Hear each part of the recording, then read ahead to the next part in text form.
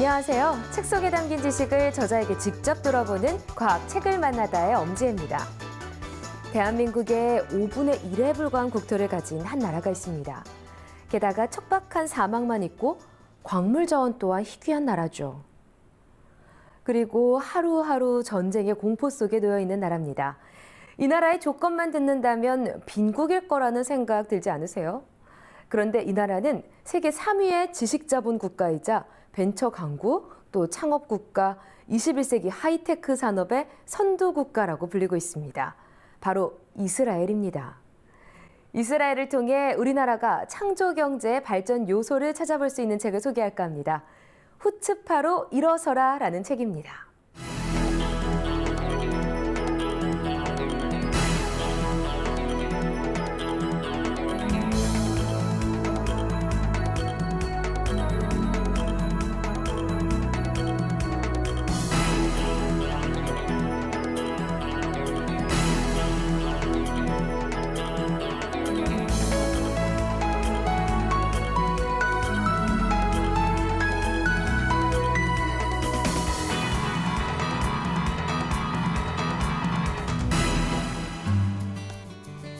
이스라엘은 우리나라의 충청도만한 면적에 인구는 770만에 불과한 나라입니다.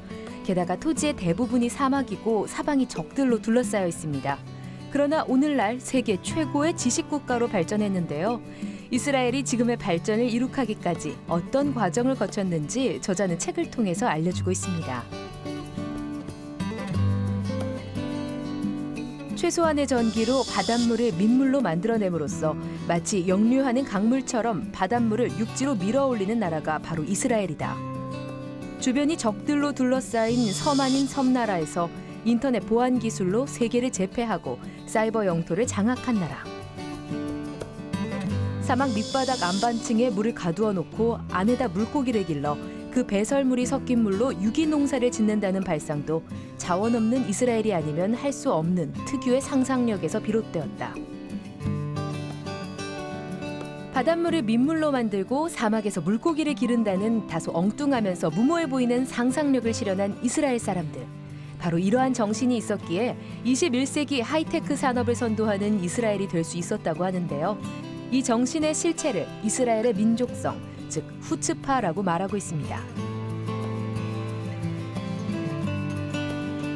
후츠파는 안 된다는 답에 굴복하지 않는 것을 의미한다. 후츠파는 무엇이든지 할 수 있다는 자신감이다. 후츠파는 도전이다. 현재에 도전하는 것이다. 국가와 세계를 바꿀 수 있는 좋은 아이디어가 있다면 과감히 도전을 해야 한다.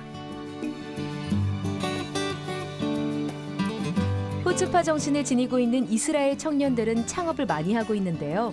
전 세계의 새로운 창업 투자의 31%가 이스라엘의 좁은 국토 안에서 이루어졌을 정도입니다. 청년 창업을 북돋우는 이스라엘의 사회적 분위기와 요소는 어떤 것들이 있을까요?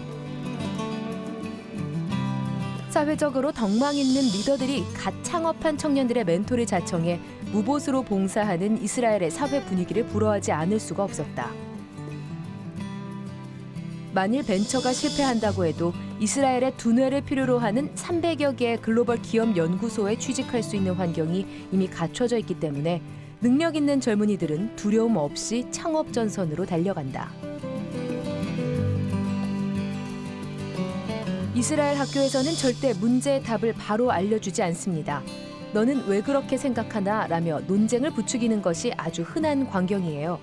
일단 질문을 받으면 아이들도 자신의 의견을 내세우거나 새로운 질문을 하는데 거리낌이 없습니다. 이스라엘의 열정과 후츠파 정신이 만들어낸 성공 사례들은 우리 사회를 일깨워줄 신선한 자극이 됩니다. 그리고 우리나라 국가 경영의 패러다임이기도 한 창조 경제의 발전 방향에 대해 다시금 생각해 볼 수 있게 해주는데요. 저자는 이스라엘의 후츠파 정신을 통해 우리나라 창조 경제 발전에 있어 필요한 것이 무엇이라고 말하고 있을까요? 형식에 얽매이지 않고 누구나 마음을 열고 스스럼 없이 질문하는 사회. 남이 하는 일에도 관심과 조언을 아끼지 않으며 위험은 인정해주고 그에 따른 실패에 나고자의 낙인을 찍지 않는 사회. 실패에서 배운 것이 있다면 오히려 그 경험의 가치를 인정해주는 사회를 만들어가야 한다. 도전을 격려하는 사회 분위기를 통해 활력을 잃어가는 젊은이들을 일으켜 세워야 할 것이다.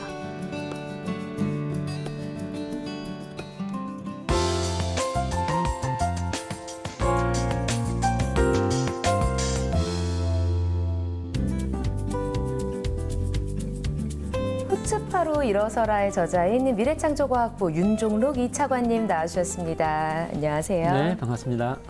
시작을 이 질문으로 해야 할 것 같습니다. 후츠파가 과연 뭔가요? 후츠파는 한마디로 얘기하면 뻔뻔하고 당돌함, 굉장히 네거티브한 의미를 담고 있죠. 그러나 이 후츠파라는 단어 안에는 유대인들의 창의성을 북돋아주는 한 7가지 요소들이 담겨 있습니다.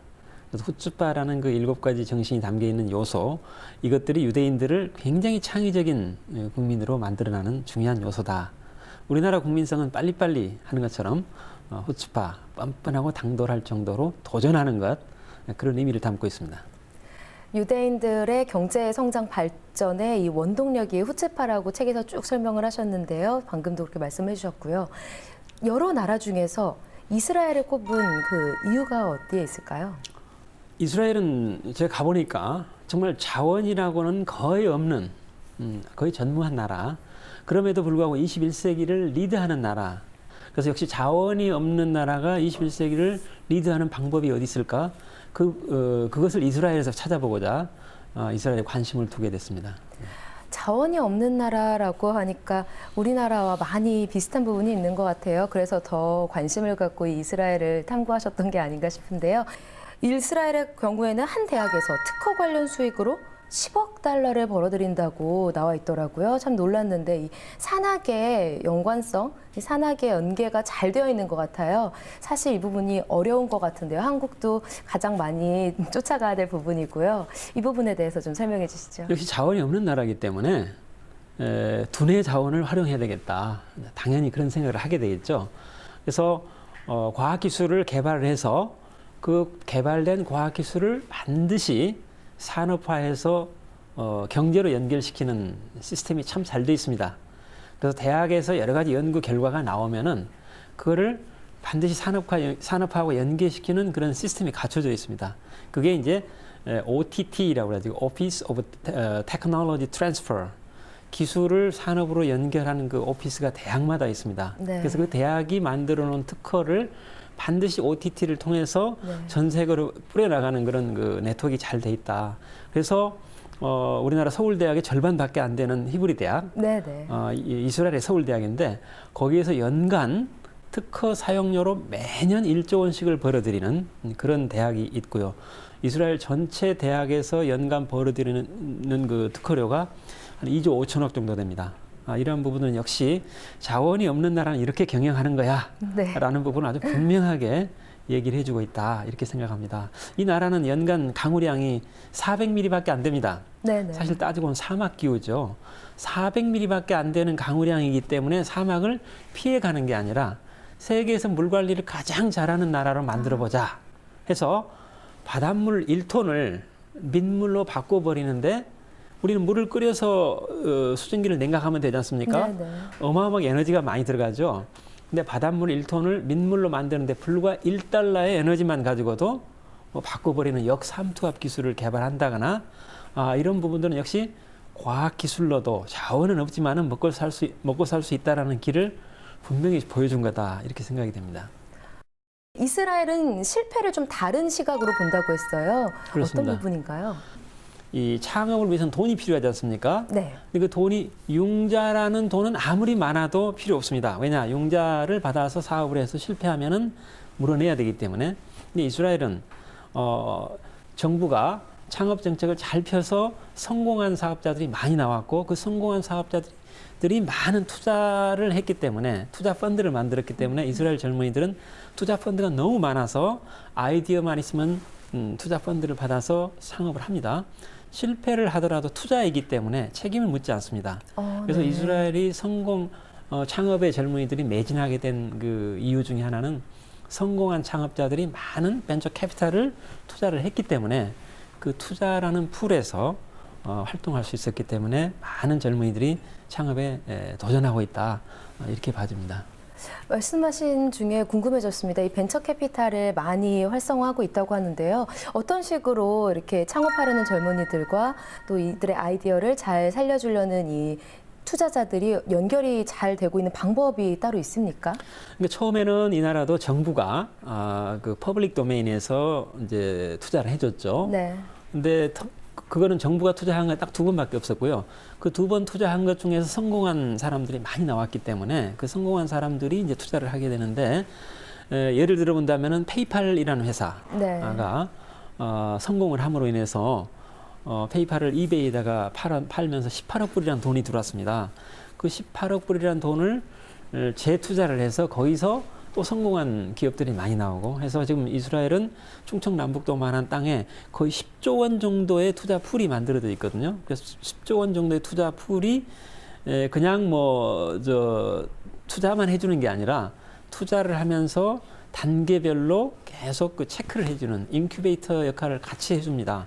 그래서 아이디어만 가지고 있는 젊은이들에게 이 아이디어를 쿠킹하는 방법, 그 다음에 이제 세계로 나가게 되면은 그 나라의 제도나 이런 부분을 계속 가이드를 해줌으로 인해서 성공률을 다른 나라에 비해서 한 10배 이상 올려줬습니다. 그래서 이스라엘의 그 투자 펀드들이 세계에서 약 35%가 이스라엘로 떨어지고 있고 그 많은 펀드를 가지고 젊은 아이들이 이제는 의사, 변호사보다는 창업하는 사람으로 성공하겠다. 그래서 의사, 변호사보다는 창업자들이 가장 존경받는 사회로 변했고요. 그러다 보니까 아까 일개 대학에서 매년 1조 원 이상의 그 특허료를 받게 되는 뭐 이런 사회가 됐다. 이렇게 봐집니다. 제가 가진 고정관념일지 모르겠지만 이스라엘은 항상 위험이 도사리고 있는 나라라는 생각을 했습니다. 워낙 테러나 전쟁 위협이 많으니까요. 네. 그럼에도 불구하고 전 세계의 이 글로벌 기업들이 지사를 이스라엘에다 많이 두고 있는 이유에 대해서 또 자세히 설명을 하셨더라고요. 이 부분에 대해서 좀 이야기해 주시죠. 워런 버핏 아시죠? 네, 네. 워런 버핏이 미국 외에다는 거의 투자를 안 했습니다. 근데 한 10년 전에 이스라엘에다가 5조 원을 갑자기 투자를 합니다. 그러면서 기자들 앞에서 뭐라고 그러냐면은 나는 이스라엘 땅에다 투자한 게 아니라 이스라엘 젊은이들의 두뇌에다 투자를 했다. 이렇게 얘기를 합니다. 네. 그 정세는 굉장히 불안하고 언제 포탄이 떨어질지 모르는 환경이지만은 그런 환경에서도 끊임없이 도전하는 젊은이들에서 어마어마한 혁신이 일어나기 때문에 그 혁신에다 투자를 한 거다. 이렇게 얘기를 합니다. 전쟁이 일어나면은 전 세계에서 이스라엘의 전쟁이 일어났다라고 이제 하지만은 정작 이스라엘 국민들은 전쟁이 일어나면은 지하 벙커에다가 학교를 만듭니다. 네. 그래서 전쟁이 일어난다는 학생들이 또는 그 직원 아이들이 그 지하 벙커로 와서 공부를 하고 8시간 일하던 사람들이 18시간씩 일을 하고 그러다 보니까 전 세계에 있는 이스라엘의 커스터머들은 언론에서는 전쟁이 일어났다고 아우성인데 자기 물건은 제때에 도착하거든요. 이런 측면에서 봤을 때 이스라엘은 전쟁과 실질적인 어떤 창의력과는 전혀 별개의 것이다. 이렇게 생각을 하고 있고요. 그런 관점에서 전쟁과는 무관하게 이렇게 도전하는 정신이 살아있다. 그래서 전 세계 포춘 100대 기업의 약 70%가 이스라엘의 연구소를 갖고 있습니다. 네. 후츠파 정신을 보니까 뭐 형식의 파괴나 또 도전 이런 것들을 쭉 설명해 주셨는데요. 7가지 요소 중에서 우리 한국에 우리 실정에 가장 필요한 요소가 어디 있을까요? 7가지 요소 중에서 제일 중요한 거는 저는 질문의 권리, 그다음에 learning from failure, 실패로부터의 교훈, 이 2가지라고 봅니다. 대개 어떤 창의적인 아이디어는 계속 질문하고 토론하고 하는 데서 많이 나오거든요. 근데 우리나라는 어찌된 일인지 묻고 싶은 얘기가 있어도 내가 이 질문을 했을 때 내가 바보 취급을 당하지 않을까라고 해서 덮어버리는 거기서 어떤 창의력이나 상상력이 꺾이는 거 아니겠는가. 그 부분하고 그다음에 실패를 했다 하더라도 다시 도전하는 그런 힘을 가져야 되는데 우리는 한번 낙오가 되면은 인생에서 영원히 낙오자 취급을 하는 그 문화 이 2가지를 고쳐야 되겠다라는 생각이 들고요. 제가 하나 사례를 들어보겠습니다. 2사람이 사과를 하나씩 가지고 있습니다. 그 2사람이 사과를 서로 교환했어요. 그럼 그래도 한 사람당 사과를 하나씩 가지고 있죠. 그러나 2사람이 아이디어를 하나씩 가지고 있습니다. 근데 2사람이 아이디어를 서로 교환하면은 1인당 2개씩을 갖게 되죠. 이 굉장히 중요한 의미를 갖고 있다 이렇게 생각합니다. 교육이란 게 바로 상상력을 많이 만들어내서 아이디어를 많이 만들어내서 그 아이디어를 서로 많이 교환하는 것. 그럼 아이디어를 많이 만들어내는 게 뭐냐? 저는 그게 토론이라고 봅니다.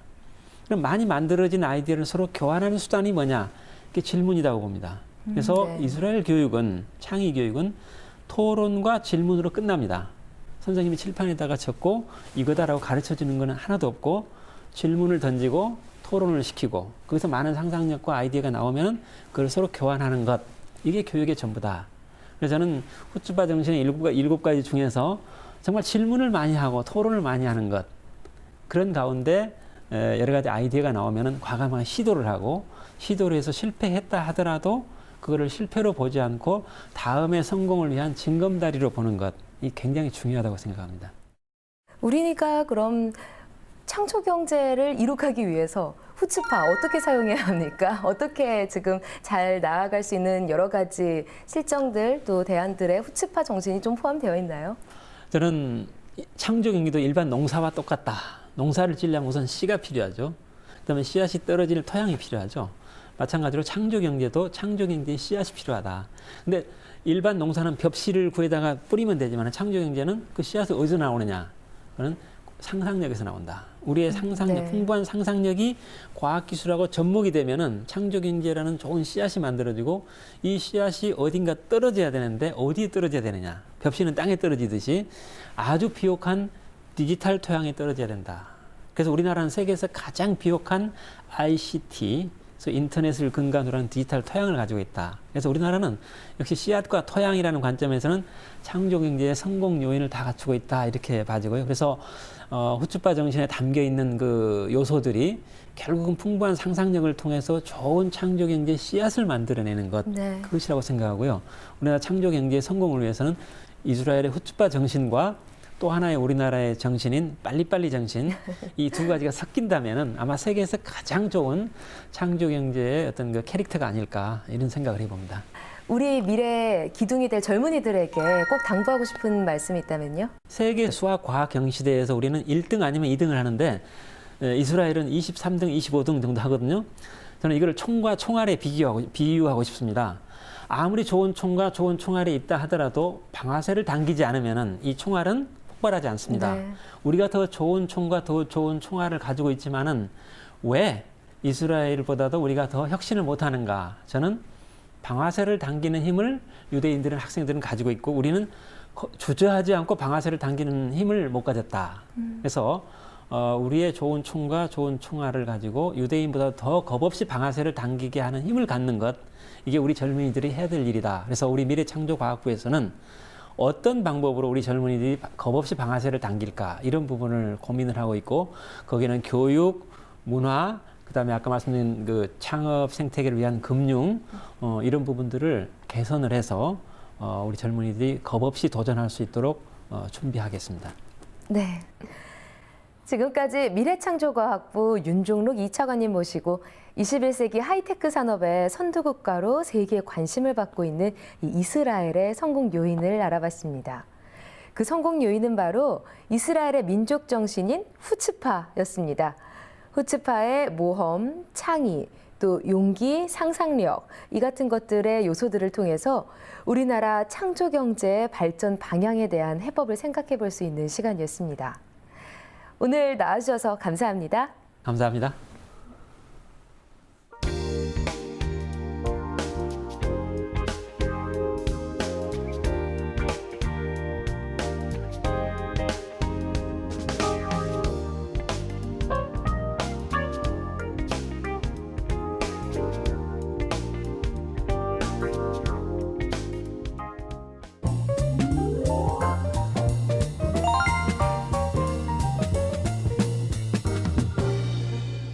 기발하고 놀라운 정보를 담고 있는 화제의 신간을 소개해드립니다. 노벨상 수상자가 알려주는 새로운 발상의 비밀은 과연 뭘까요? 그리고 치매와 노화를 막기 위해선 50세부터 탄수화물을 줄여야 한다는 주장을 펼치고 있는 책을 소개해드립니다. 50세부터는 탄수화물을 끊어라. 노벨 의학상을 받은 연구에 따르면 장수 유전자인 텔로미어가 인간의 수명을 결정한다고 하는데요. 텔로미어의 단축 속도가 빨라지게 되면 노화도 빨라지게 됩니다. 텔로미어의 단축 속도를 빠르게 하는 요인으로는 활성산소를 들 수 있는데요. 특히 50대가 탄수화물 섭취량을 조절해야 하는 이유는 뭘까요? 50대의 몸은 탄수화물 대신 산소를 필요하게 된다고 합니다. 그런데 이때 많은 탄수화물을 섭취하면 산소 시스템의 전환이 이루어지지 않아서 활성산소가 발생한다고 합니다. 친절한 과학책. 과학의 논리로 일상의 비밀을 풀어낸 책입니다. 우리는 때때로 전혀 이상형이 아닌 이성에게 끌리는 경험을 하는데요. 이 현상에도 과학이 숨어 있습니다. 자신과 다른 면역 체계를 가진 이성과 결합했을 때 보다 다양한 면역 체계를 가진 후손이 탄생할 수 있게 되는데요. 그래서 시각적으로 이미지화되어 있는 이상형에서 벗어난 다른 이성에게 끌리기도 하는 것이라고 합니다.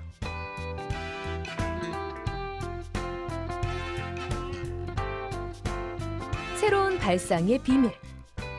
2008년 노벨 물리학상을 받은 마스카와 도시히데와 2012년 노벨 생리의학상을 받은 생물학자 야마나카 시냐. 두 과학자들의 사고법과 인생 이야기를 담은 책입니다. 수학 실력은 뛰어났지만 기억력이 나빠 웬만한 것은 금방 잊고 말았던 마스카와 그는 기억해야 할 것들을 추상화시키는 자신만의 암기법을 고안해 이를 극복했습니다. 그리고 야마나카는 실험을 하다 예상 밖의 결과가 나오면 좌절하지 않고 오히려 다르게 나온 결과에서 또 다른 원리를 발견해냈습니다.